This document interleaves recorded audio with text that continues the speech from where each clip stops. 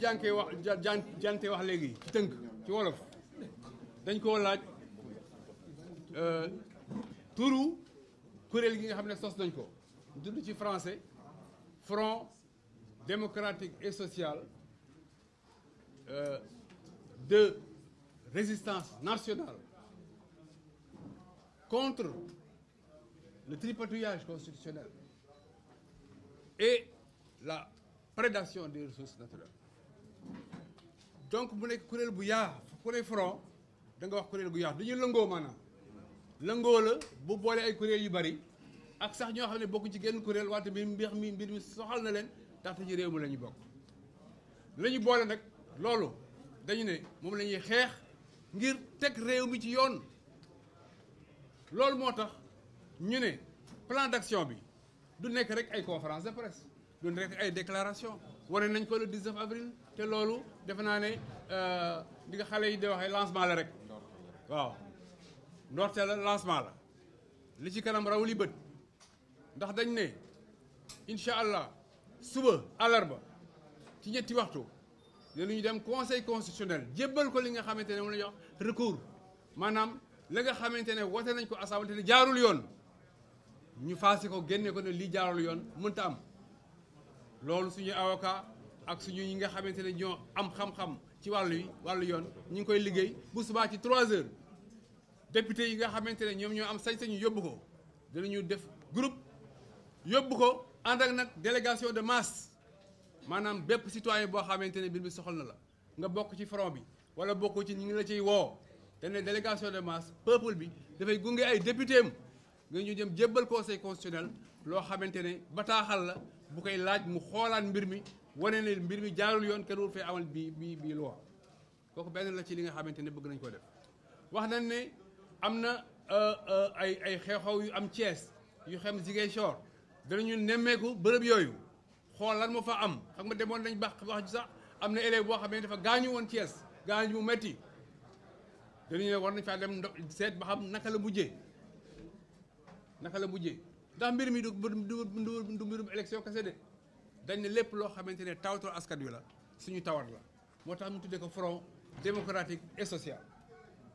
lépp loo xamante ne tawatu askan wi la suñu tawat la kon dañ ne li nga xamante ne mooy anam bi ñu jàpp jamono yi ne moom dañ ko faral di dañ ko faral di amal mooy li ñu tuddee journée de résistance nationale bés boo xamante ne dañ koy jagleel wane suñu ñàkk ànd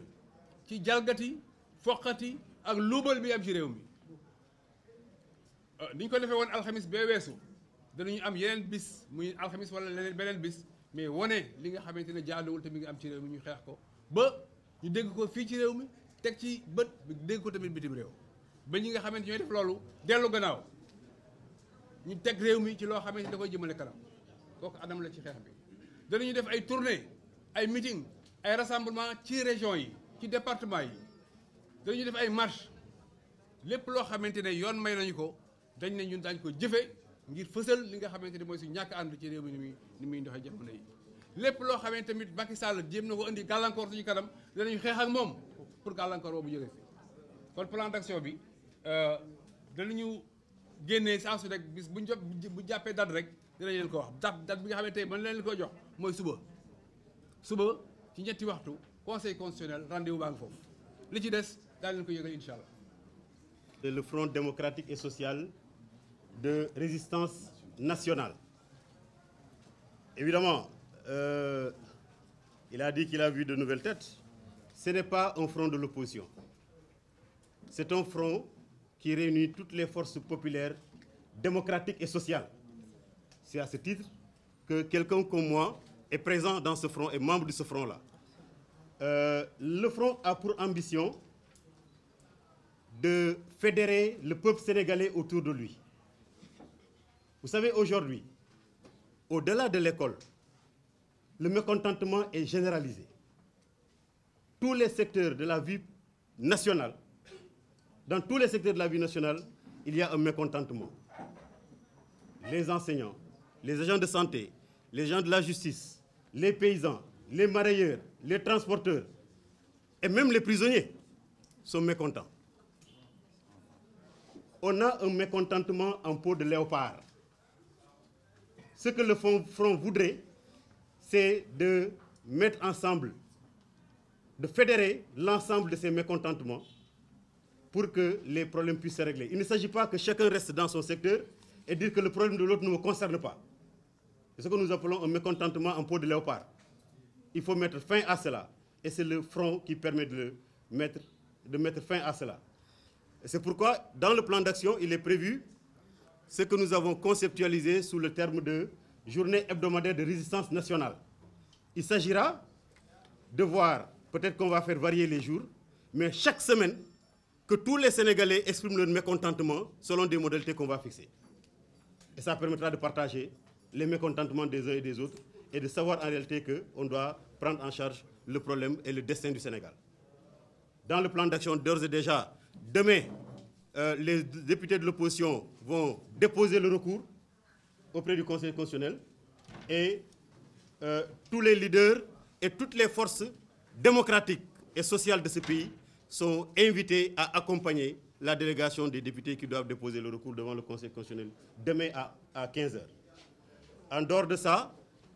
ce qui se passe aujourd'hui est inacceptable dans ce pays-là. Des élèves qui ne réclament que le droit fondamental à l'éducation et qui n'ont pas le droit de payer des pots qu'ils n'ont pas cassés, qui sont cassés par le gouvernement, qui se mettent là tous les matins à réclamer une reprise normale des cours, et en réponse,